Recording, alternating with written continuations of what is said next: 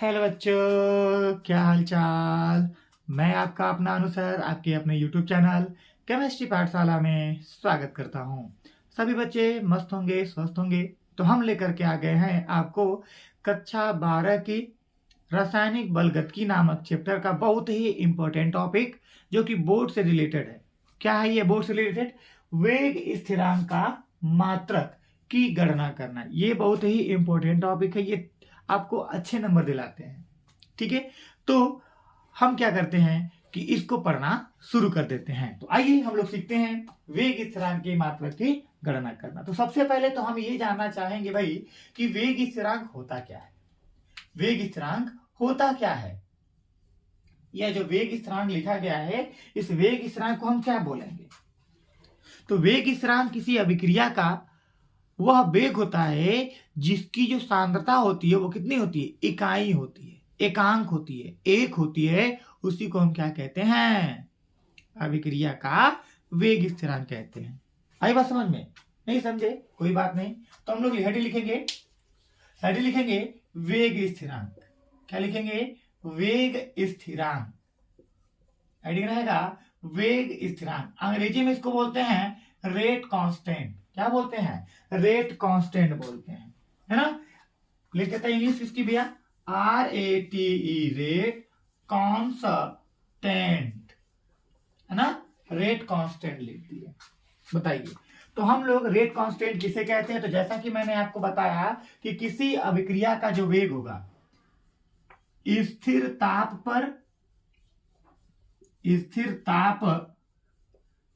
पर किसी अभिक्रिया का वेग स्थिरांक, किसी अभिक्रिया का वेग स्थिरांक, किसी अभिक्रिया का वेग स्थिरांक उस वेग के बराबर होता है, उस वेग के बराबर होता है, उस वेग के बराबर होता है जिसकी अभिकारक की सांद्रता इकाई होती है। जिसकी अभिकारक की जो सांद्रता होगी, अभिकारक की सांद्रता क्या होती है? इकाई होती है। क्या होती है? इकाई होती है। इकाई का मतलब एक होती है। क्या होती है? एक होती है ना। तो आई बात समझ में? तो किसी अभिक्रिया का जो वेग स्थिरांक होगा उस अभिक्रिया के बराबर होगा जिसकी जो सांद्रता होगी अभिकारक की, वो कितनी होगी? एक होगी। उसको हम क्या बोलेंगे? अभिक्रिया का वेग स्थिरांक बोलेंगे। बताइए, परिभाषा यहां तक आप लोग को समझ में आई? बताइए, यहां तक आप लोग को परिभाषा समझ में आई? तो मैं आपको बताता हूं यहां पे वेग नियम से। किससे? वेग नियम से। ब्लैक पेन से लिखता हूं मैं चेंज करके। तो आपको पता है वेग नियम से, वेग नियम से, वेग नियम से क्या होता है कि R बराबर, स्मॉल r से लिखते हैं ना, तो R बराबर हो जाएगा कि K, R के पावर क्या होता है? n। ये आपने पढ़ा है।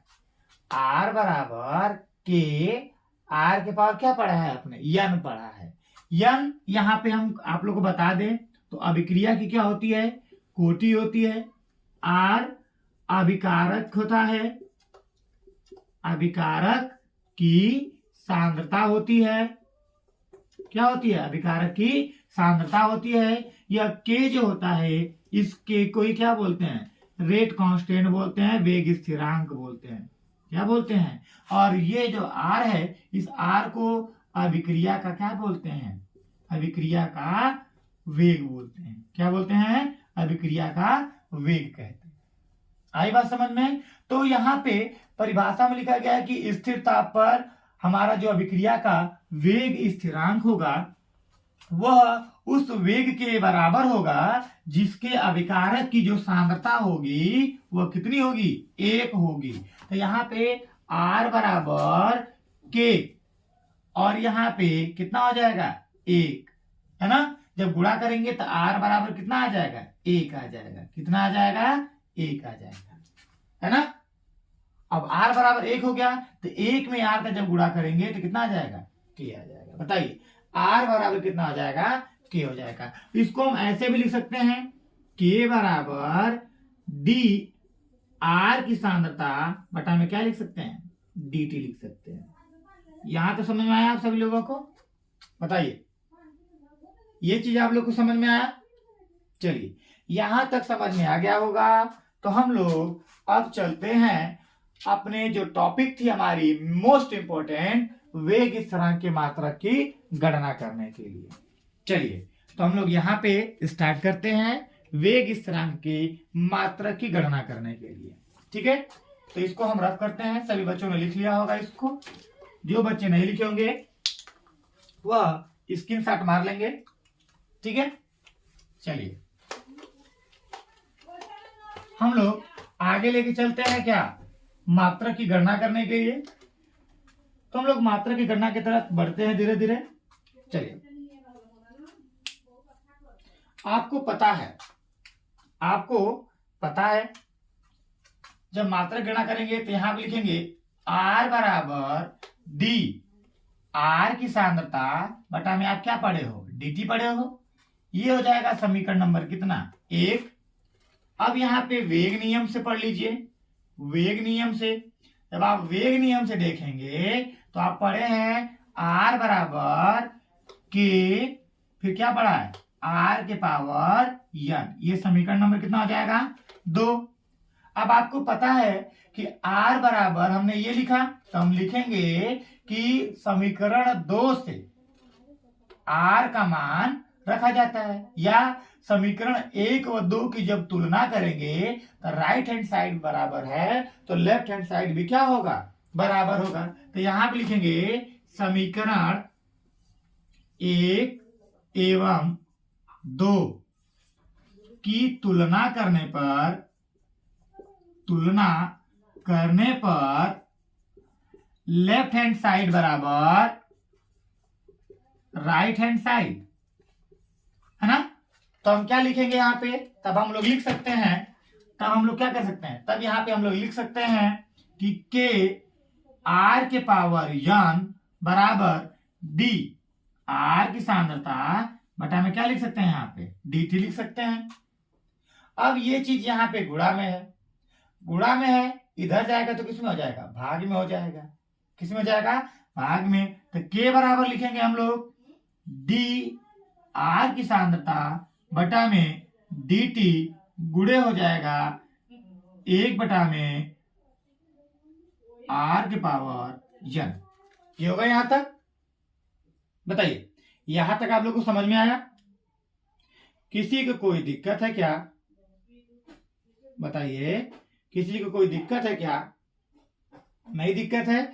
चलिए, अब यह r के पावर n जो नीचे है इसको हम ऊपर करते हैं। के बराबर आप लोग पढ़े हैं कि डी आर की सांद्रता बटा में dt गुणे आर के पावर क्या हो जाएगा, जब घात के नियम पढ़ेंगे तो अगर घातांक बटे में है, जब हर को जब ऊपर ले जाते हैं तो घातांक किस में हो जाता है, माइनस में हो जाता है। बताइए, ये चीज समझे आप लोग? यहां से आते हैं हम लोग। अब आगे चलते हैं, हम लोग आगे देखेंगे तो आपको पता है कि घातांक में एक और नियम होता है कि जब आधार समान होता है तो घातें भी आपस में क्या हो जाती हैं, जुड़ जाती हैं। तो यहाँ पे आप लिखेंगे r के पावर 1 दिया है गुणे r की सांद्रता के पावर कितना दिया, माइनस का n बटा में क्या हो जाएगा, dt हो जाएगा। अब यहाँ पे k बराबर पावर हो जाएगा तो बन जाएगा r के सांद्रता के पावर 1 माइनस कितना हो जाएगा, n बटा में क्या हो जाएगा आपका, डेल्टा t।